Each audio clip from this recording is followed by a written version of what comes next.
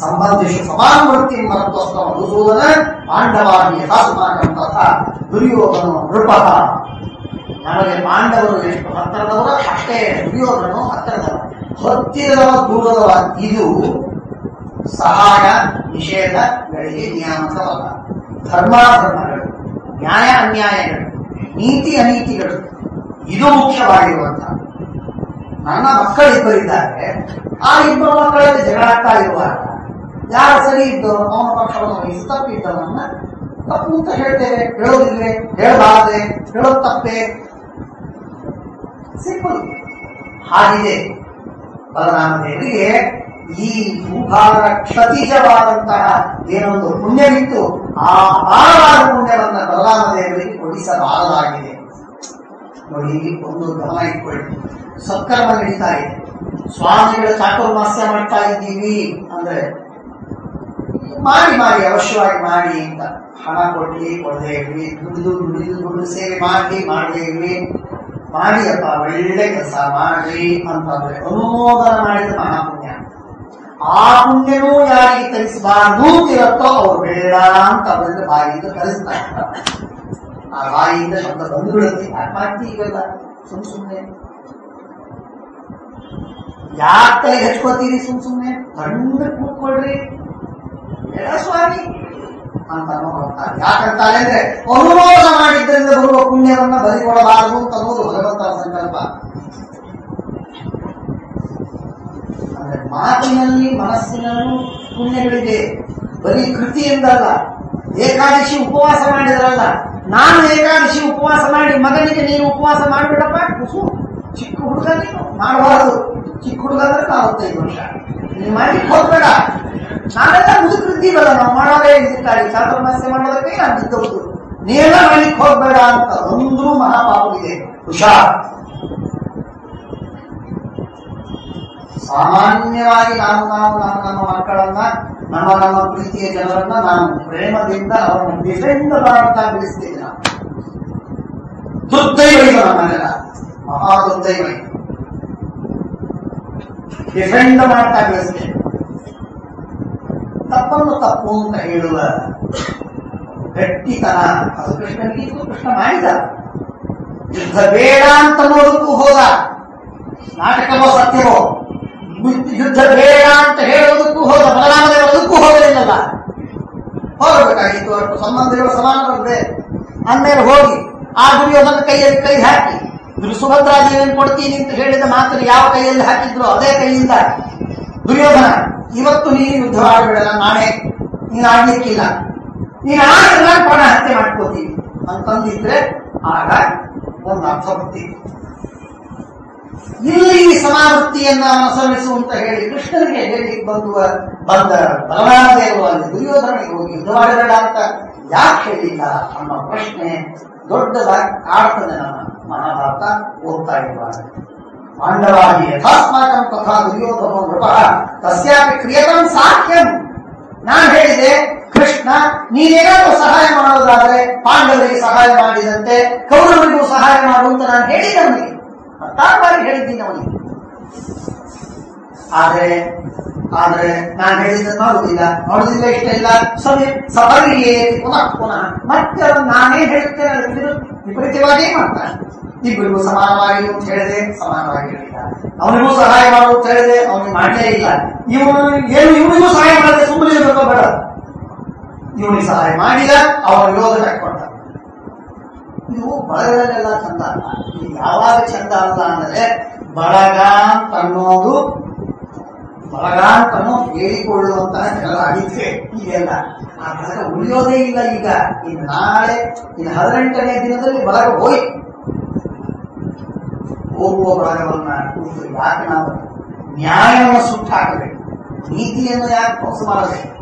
ನೀತಿ ಧರ್ಮಗಳನ್ನು ನಾಶ ಮಾಡಬಾರದು. ವ್ಯಕ್ತಿ ನಾಶವಾದ ಚಿಂತೆ ಇಲ್ಲ, ನೀತಿ ಧರ್ಮಗಳ ನಾಶ ಮಾಡಬಾರದು. ಹೋಗಿ ಆ ವ್ಯಕ್ತಿಗೆ ನಾಳೆ ಇನ್ನೊಂದು ಸ್ವಲ್ಪ ದಿವಸಕ್ಕೆ ಪರಿವರ್ತನೆಯಾಗಿ ನೀತಿಯ ಮಾರ್ಗ, ಧರ್ಮದ ಮಾರ್ಗ, ನ್ಯಾಯವನ್ನ ಅವಲಂಬಿಸುವನಾಗಿದ್ರೆ ಅವನನ್ನು ಸಮಾನ ಮಾಡೋದು ಬೇಡ, ಅವನಿಗೆ ಶಿಕ್ಷೆ ಕೊಡೋಣ.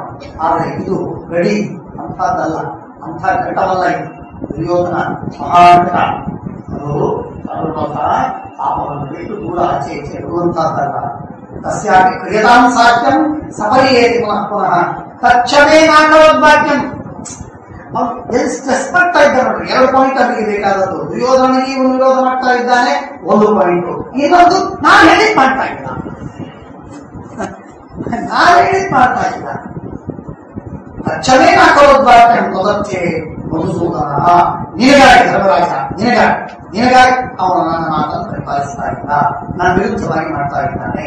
ನಿರ್ವಿಷ್ಟ ಸರ್ವಪಾಲ ಪೂರ್ಣ ಎರಕ ಹೋಗಿಬಿಟ್ಟಿದೆ, ಅವನು ಪೂರ್ಣ ಸಮರ್ಪಣೆ ಮಾಡಿಬಿಟ್ಟಿದ್ದಾರೆ. ಕೃಷ್ಣ ತನ್ನನ್ನು ತಾನು ಅರ್ಜುನನಿಗೆ ಮಾರಿಕೊಂಡು ಬಿಟ್ಟಿದ್ದಾರೆ. ಇನ್ನೇನೋ ಹೊರಗಿದ್ದು ಒಂದೆರಡು ಮಾತುಗಳನ್ನ ಕನ್ಸಲ್ಟೆನ್ಸಿ ಅಂತ ಕ್ಲೀನಾಗಿ ಏರ್ ಕಂಡೀಷನ್ ಒಂದು ರೂಮ್ನಲ್ಲಿ ಕೂತ್ಕೊಂಡು ಏನೋ ಮಾತುಗಳನ್ನು ಹೇಳೋದು ಎದ್ದು ಹಾಗೆ ಮಾಡ್ತಾ ಇಲ್ಲ.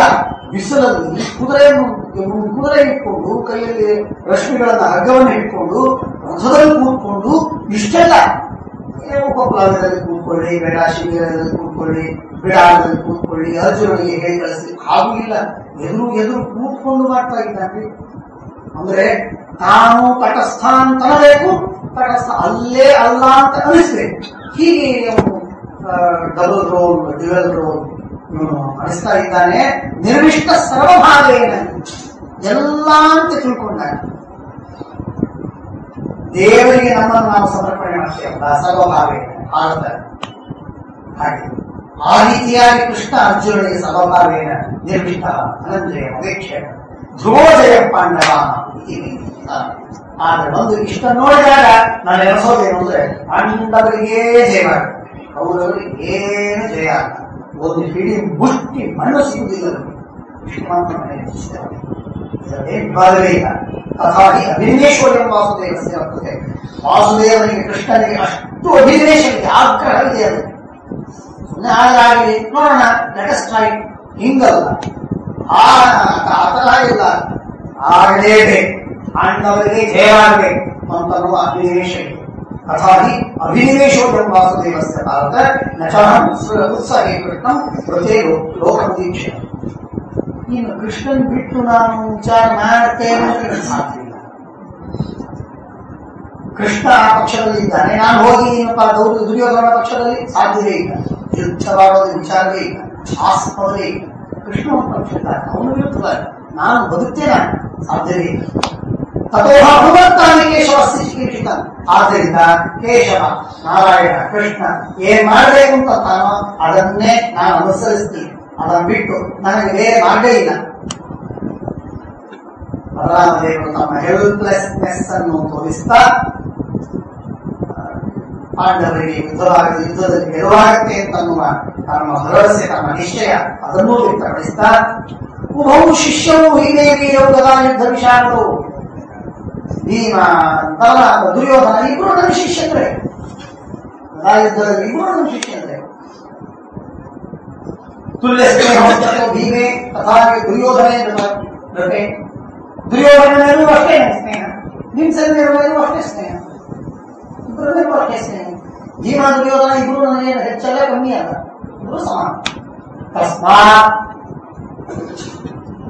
ಅನ್ಯಾಯಕ್ಕೆ ಬಲರಾಮ ದೇವರು ಯಾಕೆ ಬೆಲೆ ಕೊಡಲಿಲ್ಲ, ನ್ಯಾಯಕ್ಕೆ ಬಲರಾಮ ದೇವರು ಯಾಕೆ ಬೆಲೆ ಕೊಡಲಿಲ್ಲ, ಆಧ್ಯಾತ್ಮಿಕವಾದ ಗುಣಗಳಿಗೆ ಸಂಪತ್ತಿಗೆ ಯಾಕೆ ಸ್ಥಾನ ಕೊಡಲಿಲ್ಲ, ಯಾಕೆ ಬರೀ ಇಬ್ರು ನಮ್ಮ ಶಿಷ್ಯರು, ಇಬ್ರು ನಮ್ಮ ಬಳಗದವರು, ಎರಡೂ ಪಕ್ಷ ನಮ್ಮ ಬಳಗ, ನ್ಯಾಯಾನ್ಯಾಯಗಳಿಗೆ ಬಳಗದ ಮೇಲೆ ಒಂದು ಸ್ಥಾನ ಇದೆ ಅಂತ ಅನ್ನೋದು ಬಲರಾಮ ದೇವರಿಗೆ ನಾವು ಹೇಳಿಕೊಡ್ಬೇಕೆ? ಇಲ್ಲಲ್ಲ. ಹಾಗಾದ್ರೆ ತಸ್ಮಾತ್ ಹಾಗಾದ್ರೆ ಏನ್ ಮಾಡ್ತೀರಿ ಅಂತ ಕೇಳಿದ್ರೆ ಬಲರಾಮ ದೇವರು ಹೇಳ್ತಾರೆ, ತಸ್ಮಾತ್ ಯಾಸ್ಯಾಮಿ ತೀರ್ಥಾನಿ, ತೀರ್ಥಕ್ಷೇತ್ರ ಸಂಚಾರಕ್ಕೆ ಹೋಗ್ತೀನಿ. ಮೊದಲು ಯಾತ್ರೆ ಯಾರು ಇಟ್ಕೊಂಡಿದ್ದಾರೆ, ಒಂದು ಪಾರ್ಟಿ ಬಸ್ಸು ಹೋಗ್ತಾ ಇದೆ, ಅದರ ಜೊತೆಗೆ ನಾನು ತೀರ್ಥಕ್ಷೇತ್ರ ಯಾತ್ರೆ ಹೋಗ್ತೀನಿ. ತಸ್ಮಾತ್ ಯಾಸ್ಯಾಮಿ ತೀರ್ಥಾನಿ ಸರಸ್ವತ್ಯಾಮಿ ಸೇವಿತು ನಹಿ ಶಕ್ಷ್ಯಾಮಿ ಕೌರವ್ಯಾನ್ ನಶ್ಯಮಾನ ಅವೇಕ್ಷಿತಂ.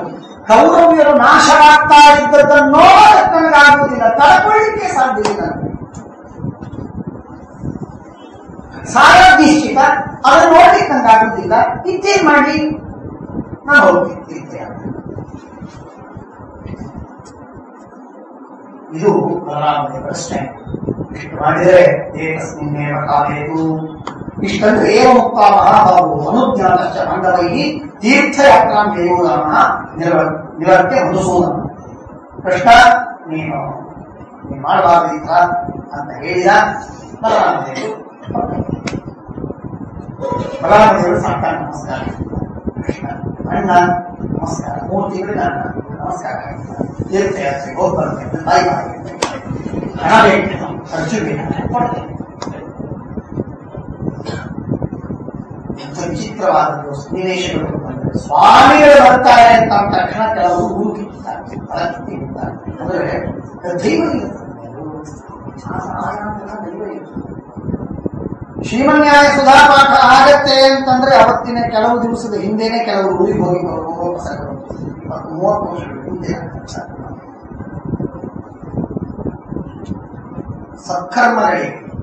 ಸತ್ಕರ್ಮಗಳಿಗೆ ಹಣೆಯಲ್ಲಿ ಬರದಿದ್ರೆ ಮಾತ್ರ ನಮಗೆ ಅವಕಾಶ ಇದೆ. ಅದು ಏನೇ ಅನ್ನಿ, ಅದು ಯಾರೇ ಇರಲಿ, ಅಲ್ರಿ ಕೃಷ್ಣ ಬಲರಾಮದೇವರಿಗೇನೆ ಈ ಯುದ್ಧದ ಮಾಡಿ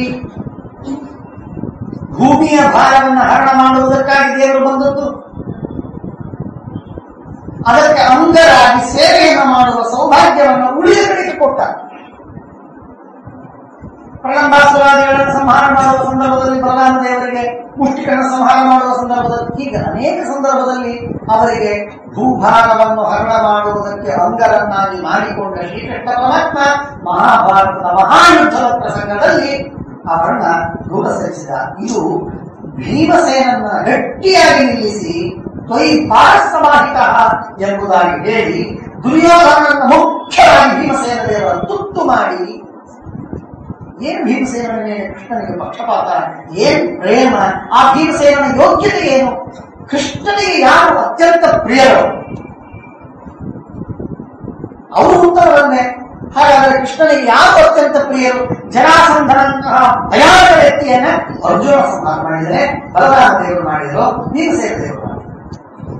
ಬಲರಾಮದೇವರಿಗೆ 2-3 ಬಾರಿ ಜರಾಸಂಧ ಕೈಗೆ ಸಿಕ್ಕವನು ತಪ್ಪಿಸಿಕೊಂಡ ಅಂದ್ರೆ ಬಲರಾಮದೇವರು ಅವನ ಮೇಲೆ ಹಲಾಯುಧವನ್ನು ಪ್ರಹಾರ ಮಾಡಿ ಸಂಹಾರ ಮಾಡಿ ಹೊರಟಾಗ ಆಕಾಶವಾಣಿ, ಬಲರಾಮ ನೀವು ನೀನ ತುತ್ತಲ್ಲ, ನೀನು ಸಂಹಾರ ಮಾಡಿ ಹೋಗ್ಬೇಡ, ಆಗುವ ಕೆಲಸ ಅಲ್ಲ, ಅದು ಇನ್ನೊಬ್ಬರ ಅದು ತುತ್ತು ಆಹಾರ, ಅವನ್ನ ಅವರು ಸಂಹಾರ ಮಾಡೋದಿದ್ದಾನೆ. ಭೀಮಿ ಯಶಸ್ಸ ಧರ್ಮಂಚ ಶ್ರೀಮದಾಚಾರ್ಯ ಅಪಾರವಾದ ಯಶಸ್ಸು ಮತ್ತು ಅಪಾರವಾದ ಧರ್ಮ ಪುಣ್ಯವನ್ನು ಕೊಡುವಂತಹ ಕೆಲಸವನ್ನು ಮಾಡಿಸುವುದಕ್ಕಾಗಿಯೇ ಭೀಮಸೇನನ್ನು ಹುಟ್ಟಿಸಿದರು. ಜರಾಸಂಧನ ಸಂಹಾರ, ಕೃಷ್ಣ ಯಾರನ್ನ ಸಂಹಾರ ಮಾಡಬೇಕಾಗಿತ್ತು? ಕೃಷ್ಣ ಪ್ರಾಯ ಕಂಸನ ಸಂಹಾರ ಮಾಡಿದ ಮೇಲೆ ಬಹಳ ದೊಡ್ಡ ಜನರನ್ನ ಸಂಹಾರ ಮಾಡಿದ್ದು ಹೆಸರಿಗೆ, ಎಣಿಕೆಗೆ ಮಾತ್ರ. ನರಕಾಸುರ ಇನ್ನೊಂದೆರಡು, ನರಕಾಸುರನೇ ದೊಡ್ಡದು, ಉಳಿದವರೆಲ್ಲ ಚಿಕ್ಕವರೇ.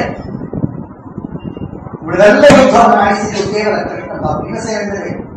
ಭೀಮಸೇನ ಜರಾಸಂಧನನ್ನು ಕೊಂದ, ಮುಖ್ಯವಾಗಿ ದುರ್ಯೋಧನನ್ನು ಕೊಂದ, ಕೀಚಕನನ್ನು ಕೊಂದ, ಹಿಡಿಂಬನನ್ನು ಕೊಂದ, ಕಿರಿಮೇನನ್ನು ಕೊಂದ, ಬಕಾಸುರನನ್ನು ಕೊಂದ. ಈ ಎಲ್ಲ ಮಹಾದೈತ್ಯರೇನಿದ್ರು ಅವರೆಲ್ಲರನ್ನ ಕೊಂದದ್ದು ಭೀಮಸೇನ, ಕೊಲ್ಲಿಸಿದ್ದು ಶ್ರೀಕೃಷ್ಣ ಪರಮಾತ್ಮ.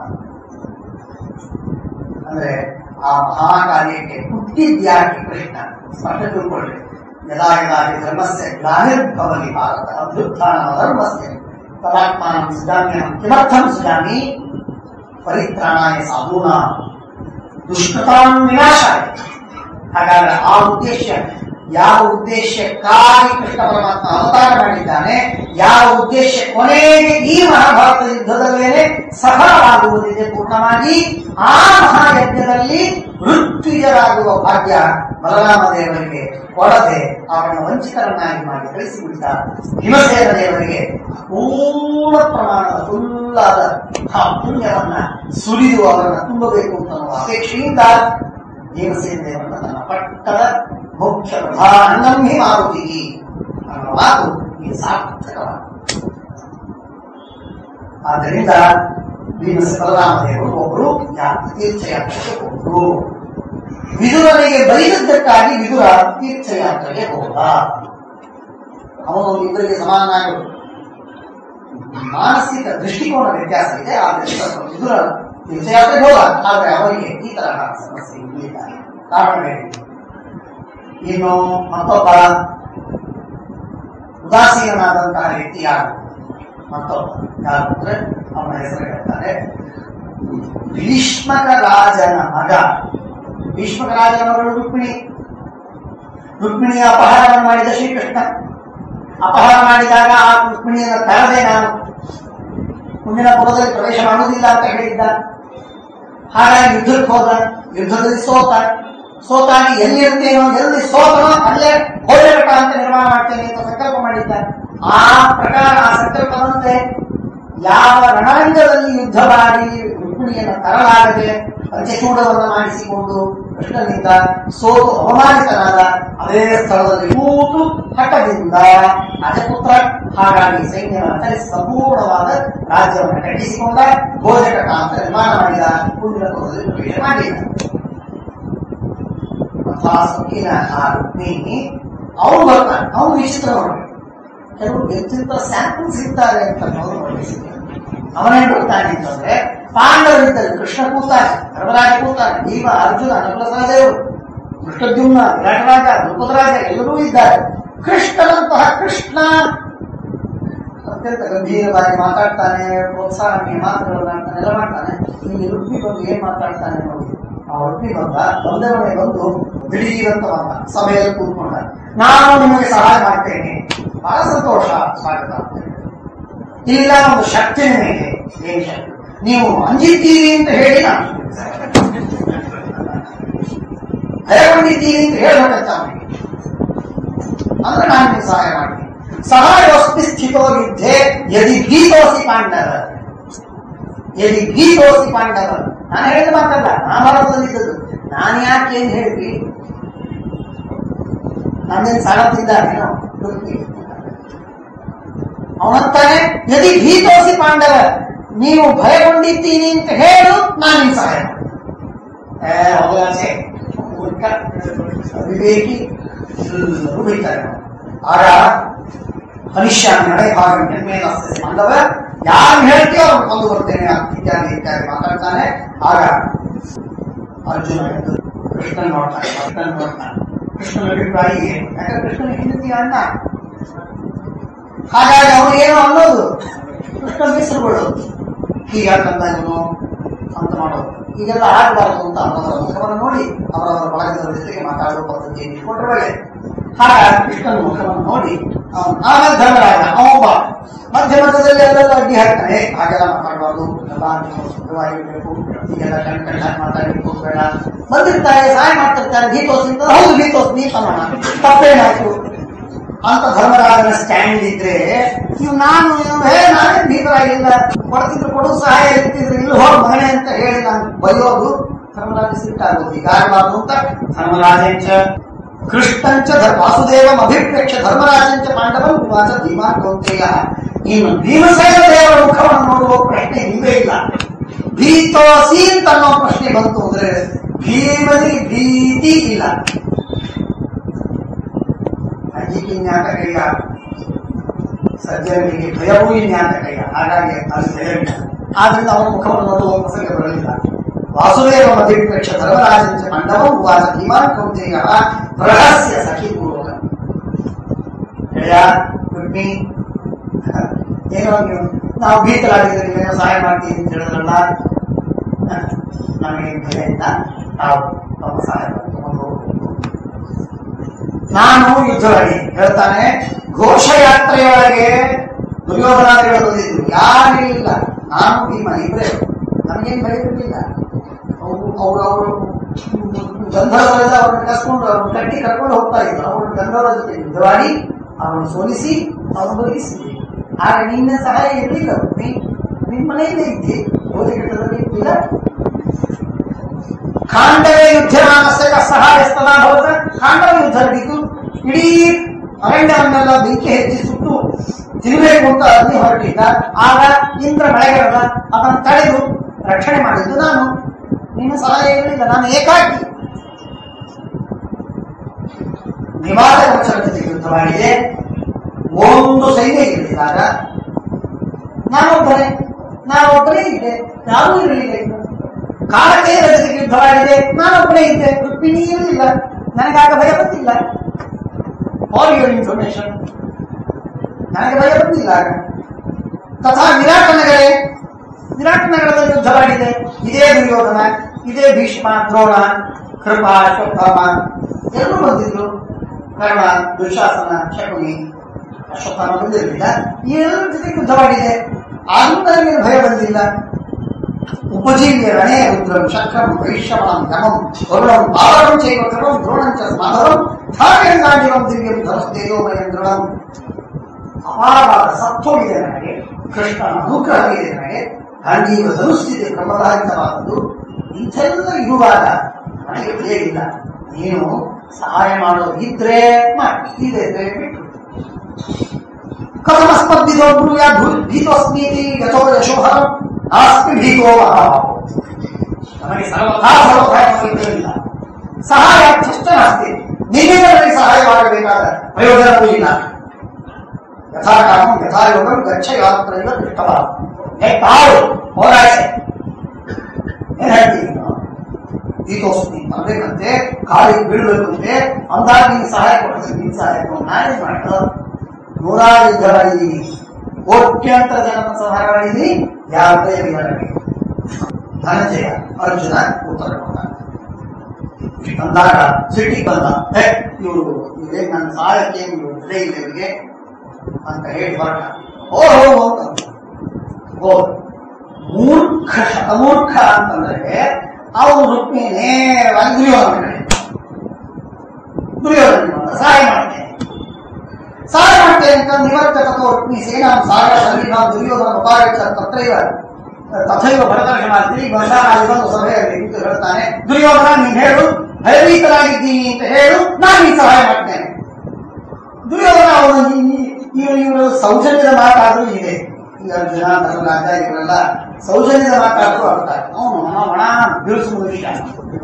ಅವನು ಬಾಯಿ ಒಂದೊಂದು ಬೈದು ಪ್ರತ್ಯಕ್ಷ ಅವನು ಬೈದು ಬಿಟ್ಟಿದ್ದಾರೆ, ಅವನು ಕಳಿಸಿಬಿಟ್ಟು